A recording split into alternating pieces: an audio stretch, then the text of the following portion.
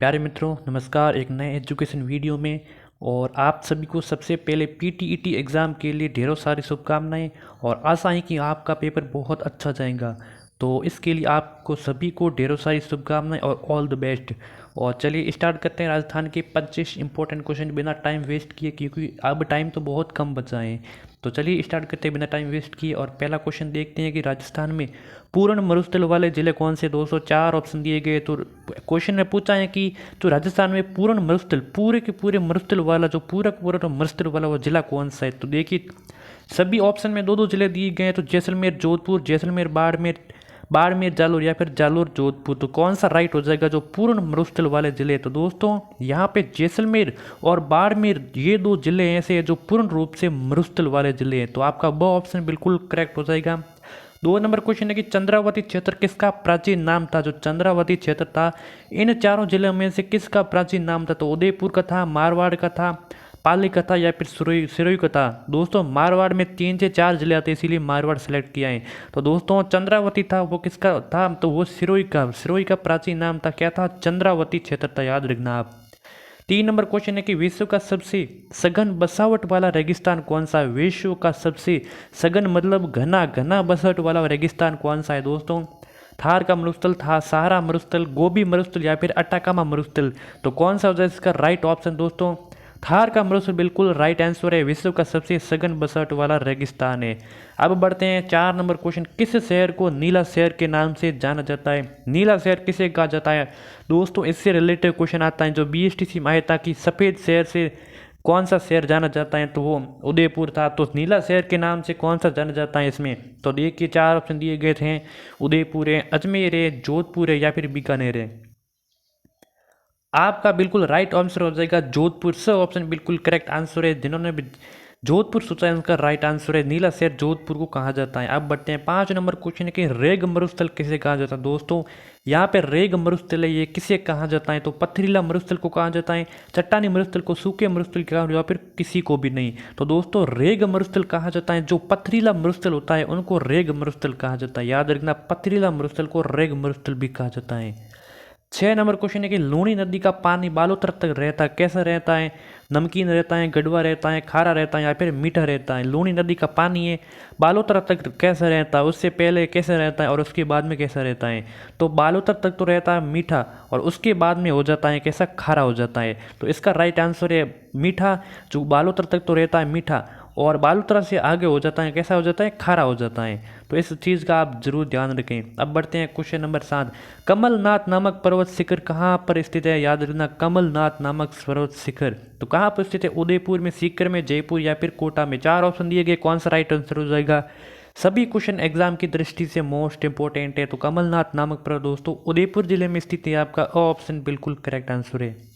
8 number question है कि राजस्थान का पशु घनत्व कितना है। दोस्तों ये पशु घनत्व है, ये पशु 2019 पशु गणना के अनुसार ये आपको बताना है। तो 170 है, 169 है, 1966 है, 100 या 163 है। तो कौन सा राइट आंसर हो जाएगा। जो 2019 पशु गणना के अनुसार जो इसका पशु घनत्व है वो है 166।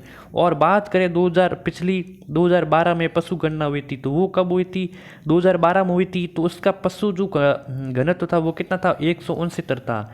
तो आप दोनों चीज़ का याद रखना। तो अभी वर्तमान में कितना, 166 है पशु घनत्व। अब बढ़ते हैं क्वेश्चन नंबर 9। भारत का प्रथम भूमिगत परमाणु परीक्षण कब किया गया। जो प्रथम पूछ रहे हैं, जो भूमिगत परमाणु परीक्षण कब किया गया। तो 1934 में, 1971 में, 1974 में, या फिर 1976 में। तो कब किया गया था ये किया गया दोस्तों 1974 में किया गया था। कब, 1974 में 18 मई 1974 में। कहाँ पर, खेतोलाई पोखरण क्षेत्र जो राजस्थान के जैसलमेर जिले में स्थित है। कहाँ पर, पोखरण क्षेत्र खेतोलाई में। तो याद रखना इस चीज़ को, कब की, 18 मई 1974 को। सब ऑप्शन बिल्कुल करेक्ट है। बढ़ते हैं 10 नंबर क्वेश्चन। पन्ने की सबसे बड़ी अंतर्राष्ट्रीय मंडी कहाँ पर स्थित है। तो जयपुर में स्थित है, उदयपुर में स्थित है, राजसमंद, या फिर अजमेर में। दोस्तों पन्ने की सबसे बड़ी अंतर्राष्ट्रीय मंडी कहाँ पर स्थित है। तो ये कहाँ पर स्थित है, जयपुर आपका बिल्कुल करेक्ट आंसर हो जाएगा।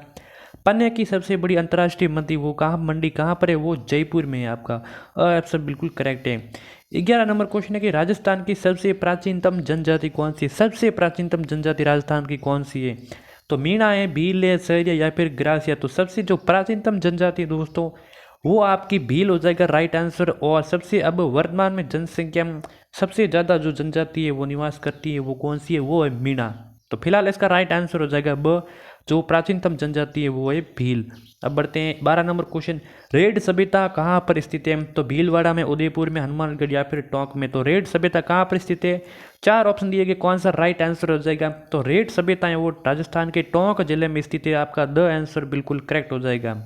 13 नंबर क्वेश्चन है कि प्रथम राज प्रमुख कौन थे? जो एकीकरण के समय बनाए गए थे राज प्रमुख, वो प्रथम राज प्रमुख और अंतिम राज प्रमुख क्या कह सकते हो आप, क्योंकि वो एकमात्र ही थे इसीलिए प्रथम और अंतिम। तो स्वाभिमान सिंह, महाराणा भूपाल सिंह, गुरुमुख निहाल सिंह या फिर उदय भान सिंह। तो कौन थे दोस्तों? स्वाभिमान सिंह आपका राइट आंसर हो जाएगा। जो प्रथम वो अंतिम वो एकमात्र कह सकते हो वो राज प्रमुख थे। कौन थे? स्वाभिमान सिंह। 14 नंबर क्वेश्चन है कि राजस्थान की प्रथम महिला विधानसभा अध्यक्ष कौन थी? तो दोस्तों ऑप्शन कुछ इस प्रकार दिए गए हैं कि आपको कंफ्यूजन हो जाएगा कि कौन हो सकता है। तो देखिए प्रथम महिला विधानसभा अध्यक्ष कौन थे, तो सभी को आपका जानना जरूरी है। तो दोस्तों प्रतिभा पाटिल, तो ये कौन थी? ये प्रथम राजस्थान की राज्यपाल थी। कौन? प्रतिभा पाटिल। और कमला बेनीवाल ये प्रथम महिला मंत्री थी। और यशोदा देवी जो को प्रथम महिला विधायक थी। अब बीचे बचा सुमित्रा सिंह थी वो प्रथम महिला विधानसभा की अध्यक्ष थी। कौन थी? सुमित्रा सिंह आपका राइट आंसर हो जाएगा इसका। तो सभी को आपको ध्यान जरूर रखें क्योंकि इससे रिलेटिव एक तो क्वेश्चन आ ही सकता है जो प्रथम वाला। अब बढ़ते हैं क्वेश्चन नंबर 15। राष्ट्रीय युवा दिवस कब मनाया जाता है? तो 12 जनवरी को, 13 जनवरी को, 12 फरवरी को या फिर 13 फरवरी को। तो दिवस भी आप याद करके जरूर जाना, एक तो दिवस का क्वेश्चन आने का पक्का ही है।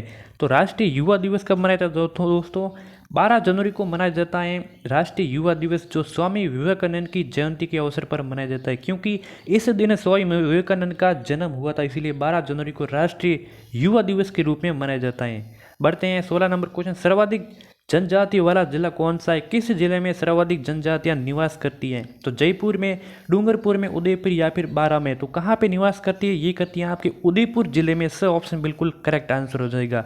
17 नंबर क्वेश्चन है कि गीली होली किस जिले में खेली जाती है? कैसे दोस्तों? गीली होली किस जिले में खेली जाती है? तो करौली में, अलवर में, भरतपुर या फिर धौलपुर में। तो दोस्तों गीली होली खेली जाती है कहाँ पर? राजस्थान के करौली जिले में खेली जाती है, जो याद रखना आप इसको भी। तो आंसर करेक्ट हो जाएगा। अब बढ़ते हैं 18 नंबर क्वेश्चन। पोमचा का शाब्दिक अर्थ क्या है दोस्तों? पोमचा जो शाब्दिक अर्थ इसका बताना है तो आपको कमल के फूल हैं, तो गुलाब का फूल है, मोगरा का फूल है या फिर रोहिड़ा का फूल। तो पोमचा का शाब्दिक अर्थ है कमल के फूल से संबंधित है। इसका राइट आंसर ए हो जाएगा। बढ़ते हैं 19 नंबर क्वेश्चन। शेखावटी की स्वर्ण नगरी किसे कहा जाता है दोस्तों? शेखावटी की स्वर्ण नगरी किसे कहा जाता है? तो ये किसे, तो दोस्तों क्या आंसर है? देखिए मंडफिया, नवलगढ़, रणकपुर या फिर इंद्रगढ़। तो किसे कहा जाता है शेखावटी की स्वर्ण नगरी? दोस्तों नवलगढ़ को कहा जाता है। ये कहाँ पर स्थित है? ये झुंझुनू में, याद रखना आप, झुंझुनू में स्थित है जो नवलगढ़ को शेखावटी की स्वर्ण नगरी कहा जाता है।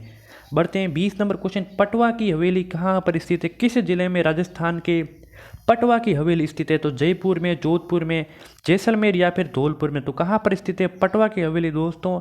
ये राजस्थान के जैसलमेर जिले में। आपका स आंसर बिल्कुल करेक्ट हो जाएगा। बढ़ते हैं 21 नंबर क्वेश्चन। स्वतंत्रता से पूर्व राज्य में नगर निगम की स्थापना सर्वप्रथम कहाँ की गई दोस्तों?